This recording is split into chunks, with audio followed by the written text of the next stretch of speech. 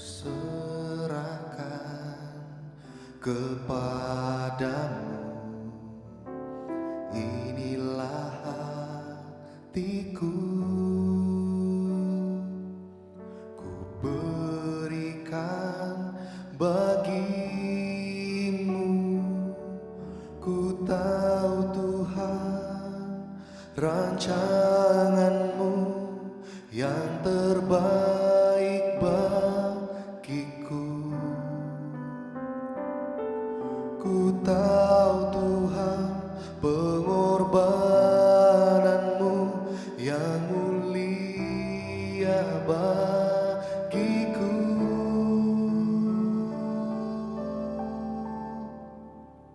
Hanya dekat kepadamu aku rasakan tenang. Hanya dalam hadiratmu ku rasakan damaimu. Padamu ku berserah, Yesus sumber harapanku. Ku percaya padamu, penyelamatku.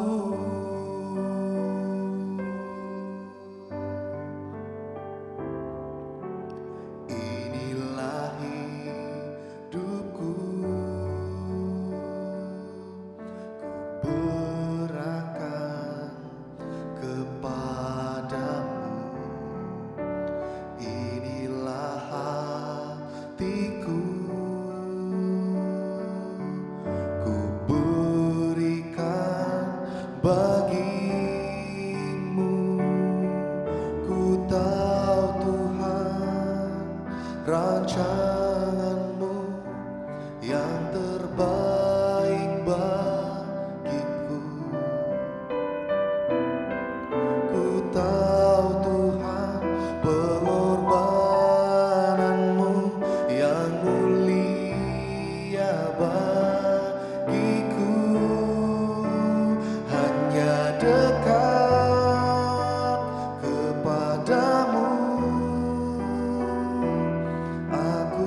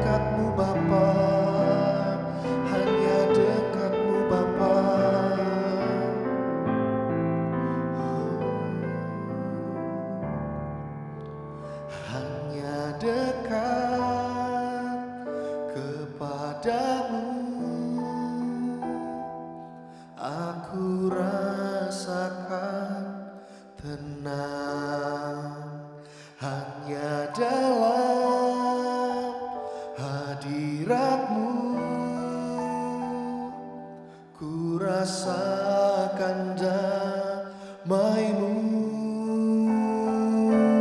Padamu ku berserah, Yesus sumber harapanku. Ku percaya padamu, penyelamatku.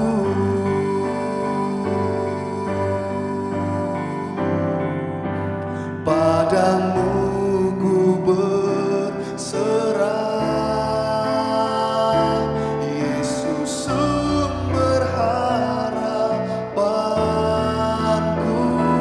Ku percaya padamu, penyelamatku.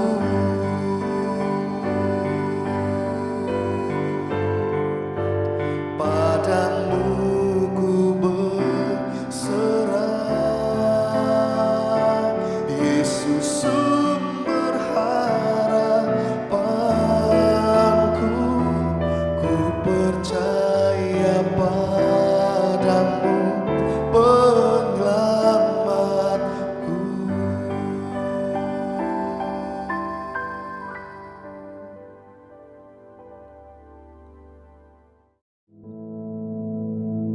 Our Father, which art in heaven, hallowed be thy name. Thy kingdom come, thy will be done in earth as it is in heaven. Give us this day our daily bread, and forgive us our debts, as we forgive our debtors.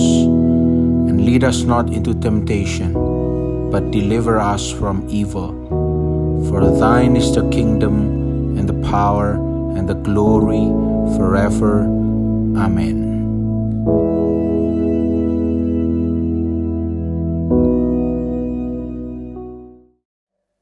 Pagi hari ini kita akan merenungkan sebuah judul atau sebuah tema juga, yaitu bersyukur. Bersyukur itu adalah suatu perbuatan yang menyenangkan hati Tuhan, ya. Bukankah kita ingin selalu menyenangkan hati Tuhan? Nah, bersyukur ini adalah suatu perbuatan yang menyenangkan hati Tuhan. Sebenarnya kalau kita lihat secara sepintas, bersyukur itu bukan sesuatu yang sulit untuk dilakukan, saudara. Masalahnya, bersyukur di tengah-tengah menghadapi masalah hidup, itulah yang tidak mudah untuk dilakukan. Untuk bisa bersyukur di tengah-tengah menghadapi masalah hidup, itu dibutuhkan kemauan yang kuat dan dasar pemikiran yang benar. Nah, mari saat ini kita akan baca bersama. Kita akan buka dalam Mazmur 138. Kita akan baca mulai ayat 1 sampai ayat 8. Mazmur 138 ayat 1 sampai ayat 8. Dari Daud, aku hendak bersyukur kepadamu dengan segenap hatiku. Di hadapan para Allah, aku akan bermazmur bagimu. Aku hendak sujud ke arah bait-Mu yang kudus dan memuji nama-Mu, oleh karena kasih-Mu dan oleh karena setia-Mu. Sebab Kau buat nama-Mu dan janji-Mu melebihi segala sesuatu. Pada hari aku berseru, Engkau pun menjawab aku. Engkau menambah kekuatan dalam jiwaku. Semua raja di bumi akan bersyukur kepadamu ya Tuhan, sebab mereka mendengar janji dari mulut-Mu. Mereka akan menyanyi tentang jalan-jalan Tuhan, sebab besar kemuliaan Tuhan. Tuhan itu tinggi, namun Ia melihat orang yang hina dan mengenal orang yang sombong dari jauh. Jika aku berada dalam kesesakan, Engkau mempertahankan hidupku. Terhadap amarah musuhku, Engkau mengulurkan tangan-Mu, dan tangan kanan-Mu menyelamatkan aku. Tuhan akan menyelesaikannya bagiku. Ya Tuhan, kasih setia-Mu untuk selama-lamanya. Janganlah Kau tinggalkan perbuatan tangan-Mu. Amin. Saudara, dalam ayat yang pertama, Daud berkata, aku hendak bersyukur kepadamu dengan segenap hatiku. Nah, Dalam ayat 1 ini dikatakan Daud hendak bersyukur kepada Tuhan. Apakah Daud dalam keadaan tidak menghadapi masalah, saudara, dia bersyukur? Tidak. Dalam ayat 1 dikatakan, aku hendak bersyukur kepadamu Tuhan. Itu sebenarnya Daud sedang menghadapi masalah. Buktinya apa? Kita bisa lihat ayat yang ke-8. Ayat 8a dikatakan di sana, Tuhan akan menyelesaikannya bagiku. Berarti saudara, Daud bersyukur pada Tuhan ini bukan karena dia dalam keadaan semua baik, bukan. Dia masih menghadapi masalah sampai dikatakan ayat 8, Tuhan akan menyelesaikannya bagiku. Jadi di tengah-tengah menghadapi masalah, Daud bisa bersyukur kepada Tuhan. Nah, kata-kata Tuhan akan menyelesaikannya tadi berarti kan Daud masih dalam menghadapi masalah, saudara ya. Tapi itu pun Daud bisa bersyukur kepada Tuhan. Satu pelajaran yang indah yang kita dapatkan dari kehidupan Daud adalah Daud bisa bersyukur kepada Tuhan di tengah-tengah menghadapi masalah. Nah, bagaimana dengan kita, saudara? Seringkali anak-anak Tuhan ketika menghadapi masalah bukan ucapan syukur yang keluar dari mulutnya, tapi satu sungutan, ya, satu omelan kepada Tuhan. Mengapa Tuhan saya menghadapi ini? Aku kan sudah setia kepadamu, mengapa saya masih menghadapi ini Tuhan? Mengapa masalah ini datang pada saya? Mengapa dan mengapa? Ya, dia mengomel seolah-olah dia tidak terima dia menghadapi masalah itu. Tapi kita belajar dari kehidupan Daud. Di tengah-tengah menghadapi masalah, Daud bersyukur kepada Tuhan. Dia katakan, aku hendak bersyukur kepadamu Tuhan. Ya, aku hendak. Aku ingin bersyukur kepadamu Tuhan. Ya. Kalau kita baca dalam 1 Tesalonika 5 ayat 18, saudara, dikatakan di sana, mengucap syukurlah dalam segala hal, sebab itulah yang dikehendaki Allah di dalam Kristus Yesus bagi kamu. Dikatakan mengucap syukurlah dalam segala hal. Bukan mengucap syukurlah ketika kamu diberkati Tuhan, ketika semua baik-baik, ketika semua sehat-sehat, tidak ada masalah. Mengucap syukurlah, saya kira kalau mengucap syukur dalam keadaan ini gak perlu diajarin, saudara. Semua orang bisa mengucap syukur kalau dalam keadaan semua baik. Tapi 1 Tesalonika 5 ayat 18 dikatakan, mengucap syukurlah dalam segala hal.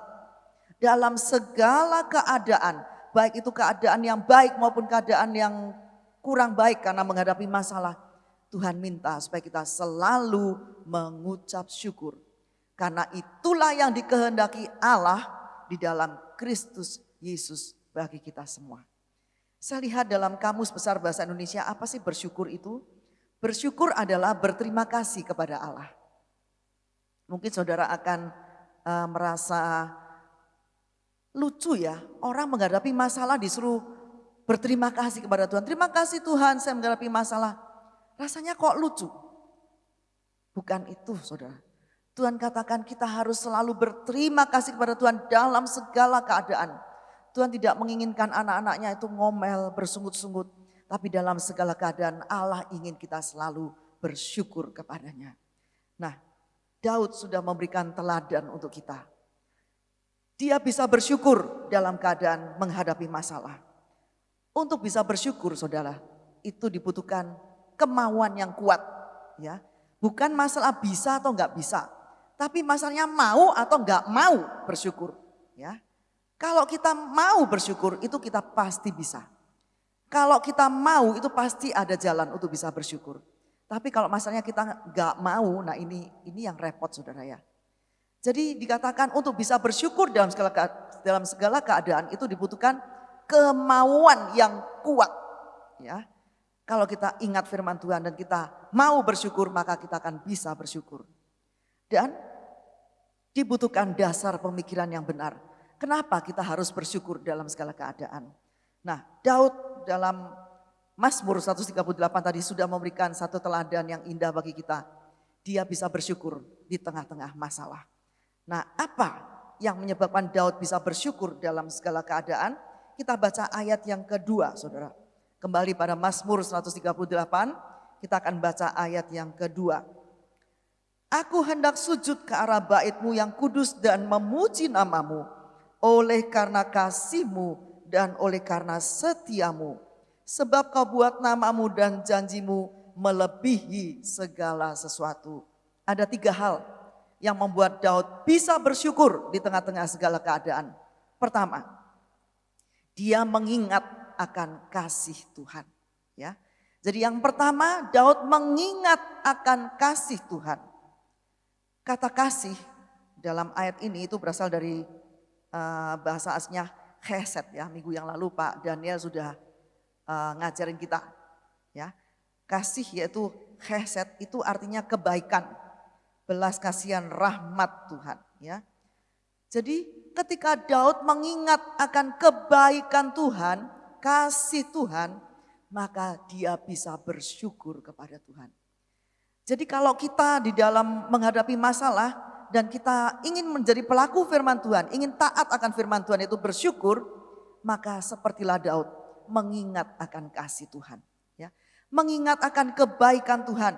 Bukankah dikatakan dalam Ratapan pasal 3 ayat 22? Ratapan 3 ayat 22 dikatakan di sana, tak berkesudahan kasih setia Tuhan, tak habis-habisnya rahmatnya, selalu baru setiap pagi, besar kesetiaan-Mu. Nah, Daud mengingat akan kasih setia Tuhan yang tidak berkesudahan, yang tidak pernah habis. Saya sudah pernah jelaskan, tidak pernah habis, tidak pernah berkurang sedikit pun. Dan dia mengingat akan rahmatnya yang tak pernah berakhir. Daud ingat bahwa kasih Tuhan itu tak pernah berkesudahan, tak pernah habis, tak pernah berkurang sedikit pun. Dan dia juga mengingat bahwa rahmatnya itu tak pernah berakhir. Selalu baru setiap pagi, besar kesetiaan-Mu. Daud mengingat hal ini. Makanya dia bisa bersyukur kepada Tuhan. Karena dia tahu bahwa kasih Tuhan itu gak pernah berkesudahan. Dia tahu bahwa kebaikan Tuhan itu gak pernah habis-habisnya. Tadi kita sudah menyanyi tak habis-habisnya kebaikan-Mu Tuhan.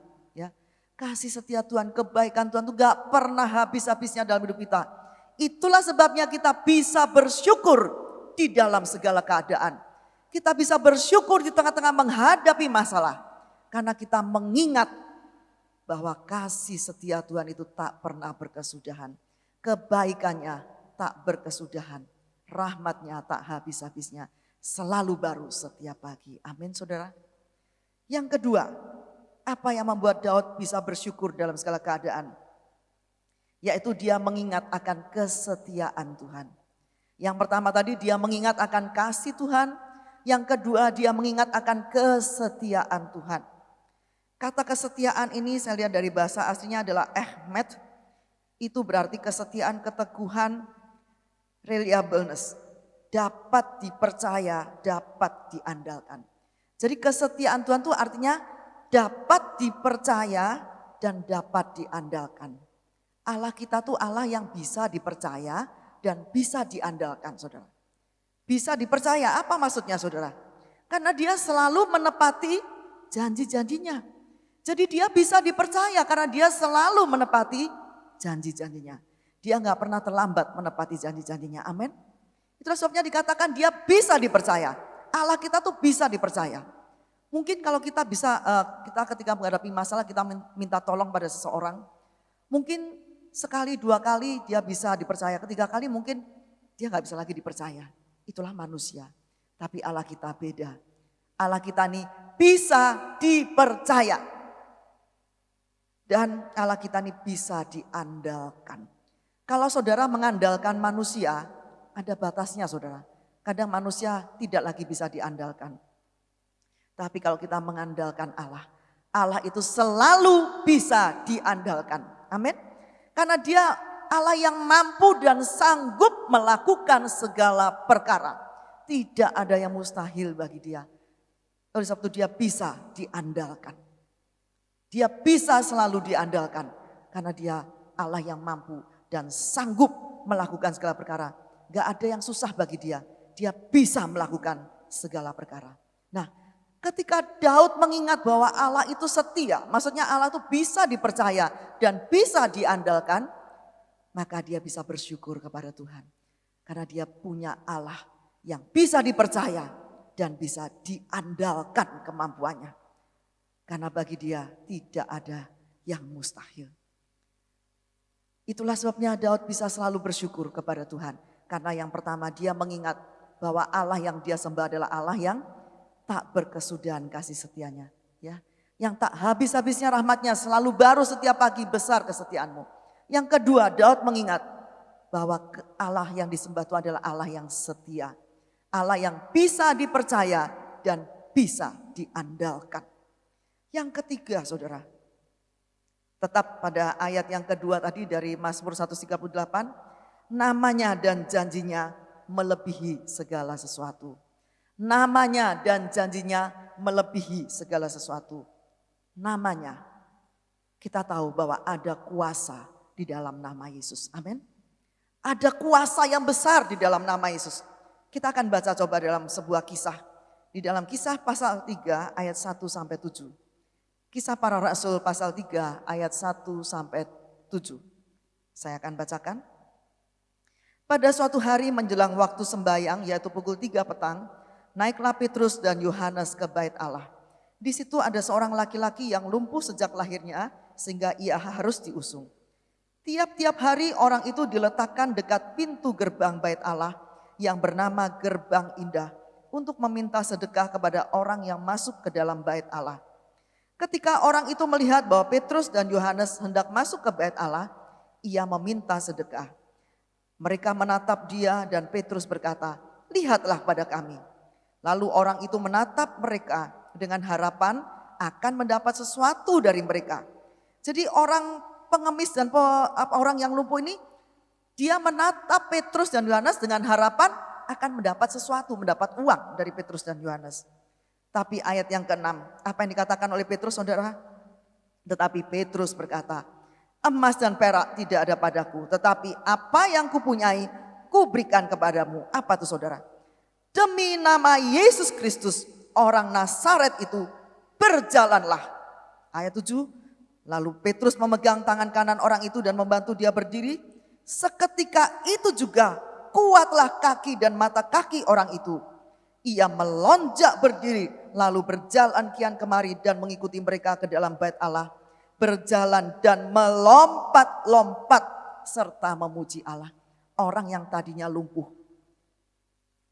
saudara, sehingga harus diusung tiap hari ke gerbang bait Allah untuk dia bisa meminta-minta orang yang mau masuk ke bait Allah. Tapi ketika Petrus berkata, "Emas dan perak aku gak punya, tetapi apa yang aku punya aku berikan padamu," yaitu dalam nama Yesus Kristus orang Nazaret itu, berjalanlah. Langsung orang itu berdiri, berjalan, dan tidak cuma berjalan, saudara, melompat-lompat. Orang yang tadinya lumpuh sekarang dia bisa melompat-lompat. Karena ada kuasa di dalam nama Yesus. Amin, saudara.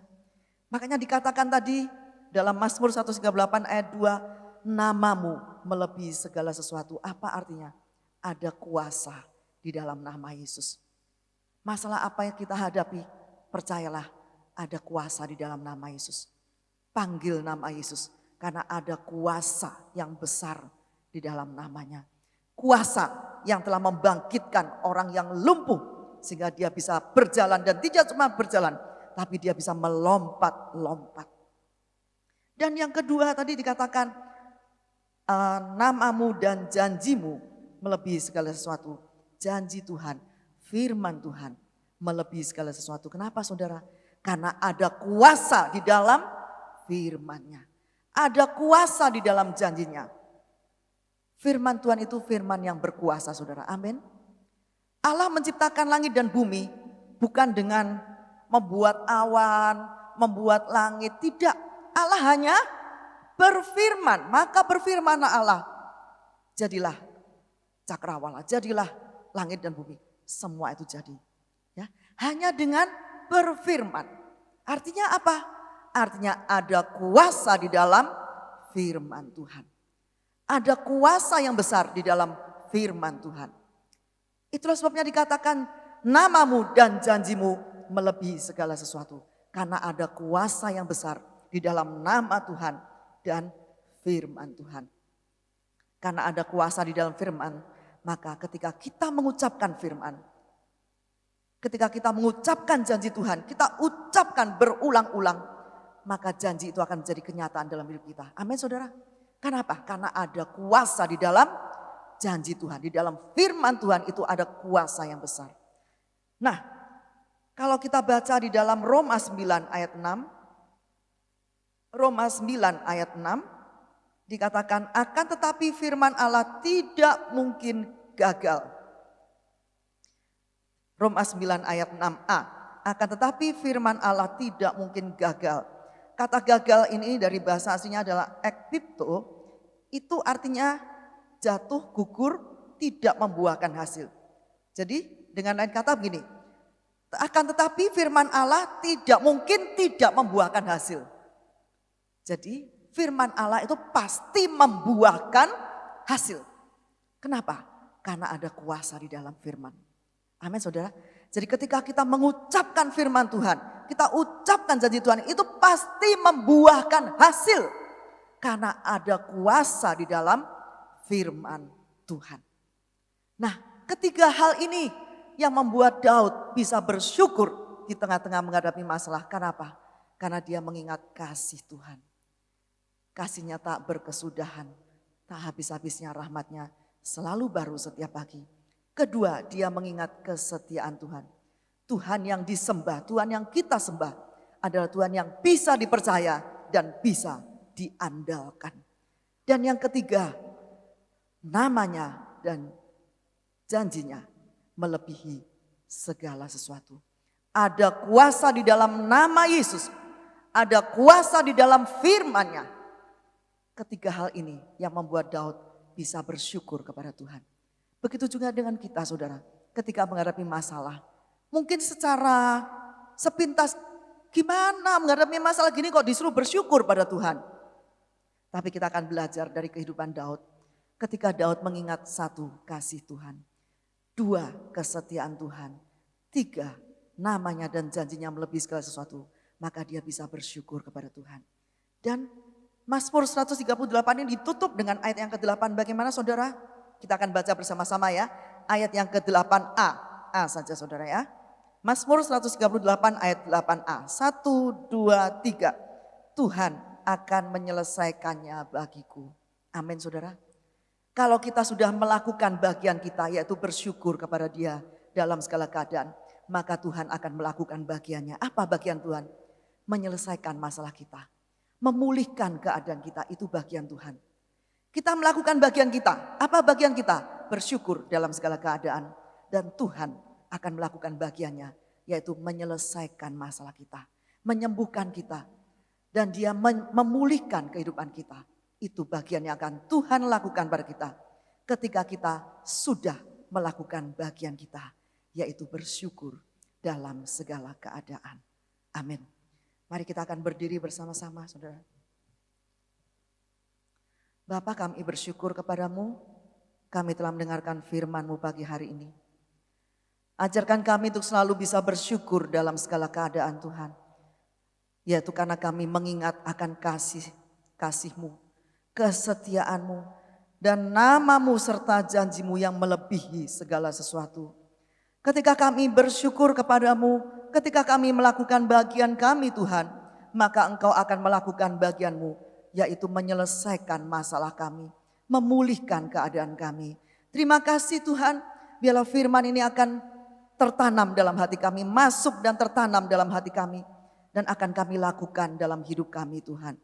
Dan kami percaya sepanjang hari ini kami diberkati secara luar biasa. Sepanjang hari ini kami hidup sehat, kami ada dalam perlindungan-Mu. Apapun yang kami lakukan, Engkau membuatnya berhasil.